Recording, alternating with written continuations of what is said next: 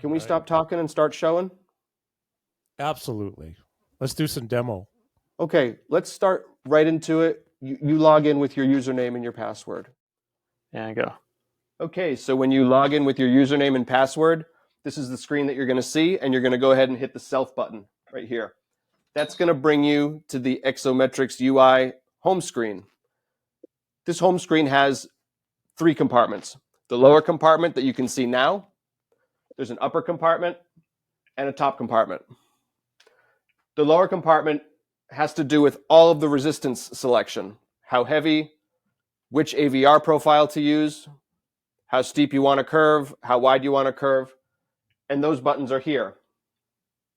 When we have the device in classic mode, we use a curve called the XO flat curve.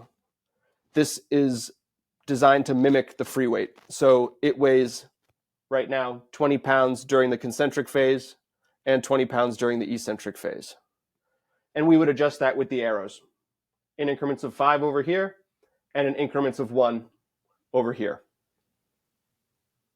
The upper display has to do with time and your range of motion. So if I take this cable from across over here and I start doing, let's say, a rowing repetition, 30 pounds is too heavy, let's go, 20 pounds is better.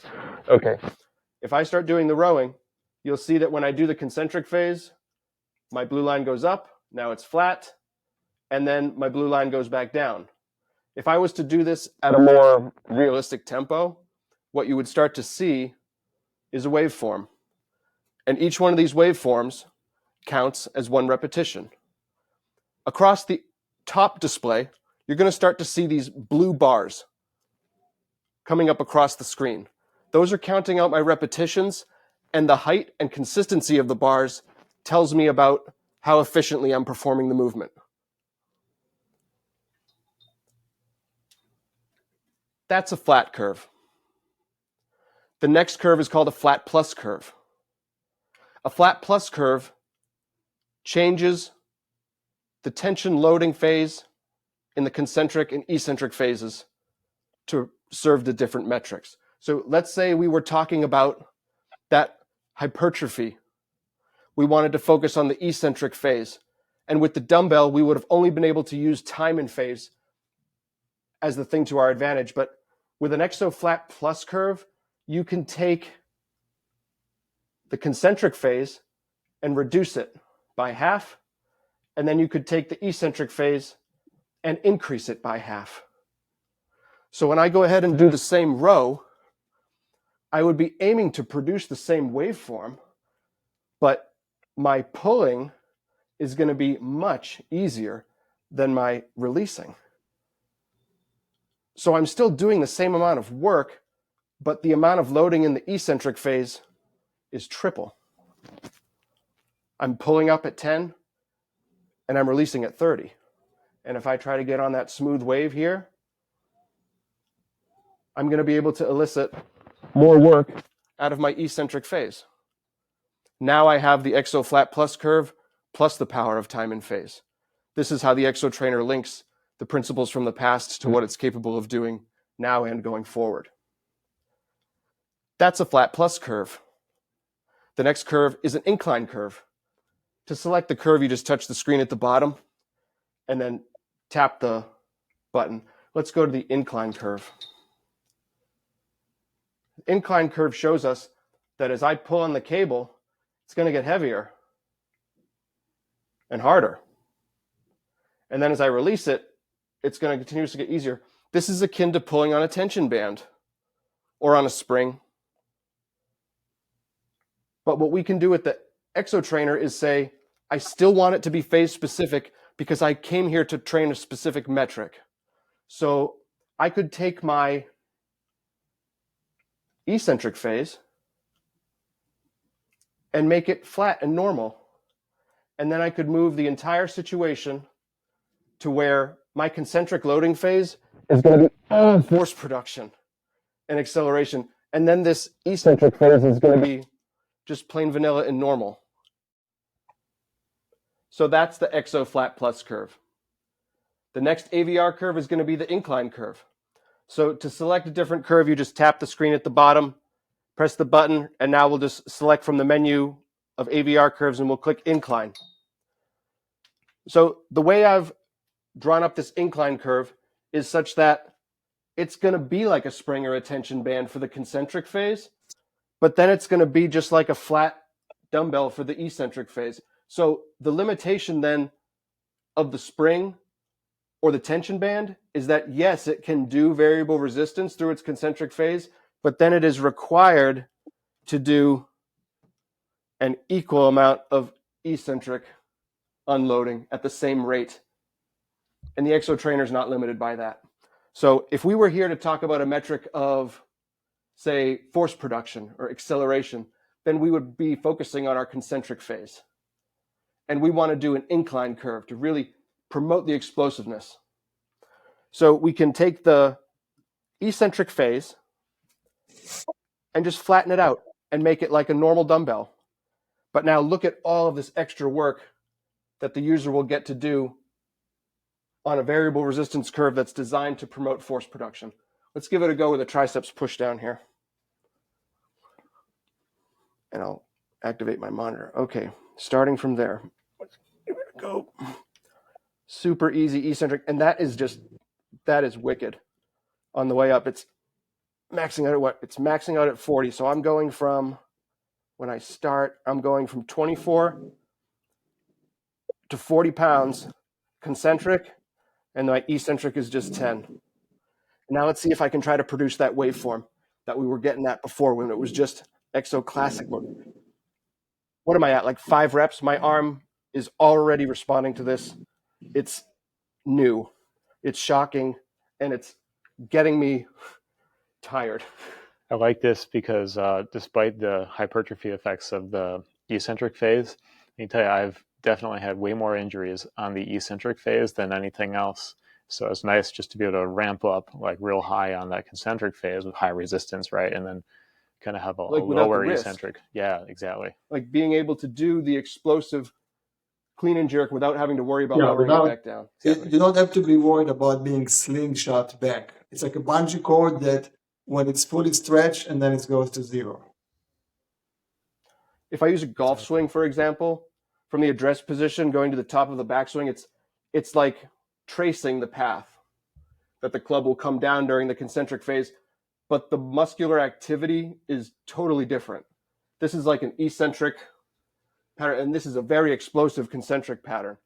So I think in a little bit, Carl is going to show us one of his new movements that he's been using with an attachment that he has that can specifically help golfers work on their top of the backswing into the impact position. Okay, so now that I've got an incline AVR curve set up, let's go ahead and set this arm into a position where I can perform a triceps push down with my left arm. There are 2 mechanical properties to each one of the arms on the Exo Trainer, and they're both highlighted in red. One here and one here. This one pulls up and controls the pan of the arm. So I'm going to go ahead and set it to the innermost. And then this one here pulls out. The gear system is actually internal, which helps maintain safety. We're pinching and whatnot. And this controls the tilt. So I'm going to go ahead and put it in a high position on the tilt and an inward rotated position on the pan. And this puts me in a good setup to do my left-handed triceps push down. Is that good, Coop? That's excellent. All right, so real quick, let's just go ahead and make you a wizard with how to use this UI on the lower display here. Let's talk about a concentric incline AVR curve. Concentric is the pull phase.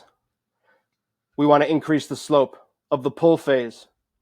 We want to keep the eccentric phase flat. There's our incline concentric curve. Let's make an incline eccentric curve. We'll go ahead and go back to our pull phase, flatten it back out. When it's X, they move together. When it's P, you're talking about concentric. When it's R, you're talking about eccentric. P for pull, R for release. X, we all move together. Everybody moves up. I said incline eccentric, so I'm going to go release, and there it is. Now I need to make sure that I'm focused on that. So let's go ahead and go to my release phase and just shift that one up. Let's go to my pull phase and shift that one down. Let's go back to my X. We all move together. And here we are. 10 pounds concentric and an eccentric incline curve. I've never actually tried one of these. Let's give it a go. Well, that's pretty easy. And that is not. So the idea behind the incline eccentric curve is to challenge your stability. If it was the free weight, you'd find your center of gravity, you'd find your balance, and you would just crank your reps. But this rep is going to pull you with each eccentric phase, requiring you to challenge your postural stability. Okay, now let's talk declines. Decline curves. Let's go back to just having them both be flat. XO classic mode. 20 pounds up, 20 pounds down. 20 pounds up, 20 pounds down. I want a decline concentric phase. Terrific. X, we all move together. Concentric phase is P. I'm going to change that slope and I'm going to make it a decline. Now I'm going to take my return phase and I'm going to bring it back down underneath. Bam. Now we have a decline concentric with our flat eccentric. Let's go ahead and bump that up and let's see how this one goes. That does not want to start, but then it gets pretty easy. And then it's not so bad here. So look at this. This curve is challenging your isometric short into concentric phase and then allowing you to push through the end of the terminal range while decreasing your force output. So it's really challenging you in the long position and then allowing you to achieve the short position with no eccentric loading or minimal eccentric loading. Let's talk about a decline eccentric phase. I'm going to go back to my pull. I'm going to flatten it out. I'm going to go to my pull. I'm going to bring it down. X, we all move together. 20 pounds. I want a decline eccentric phase. Let's move us up. Let's find our release phase, R. No, that would actually be an incline. So it's going to be the other way. X, we all move together.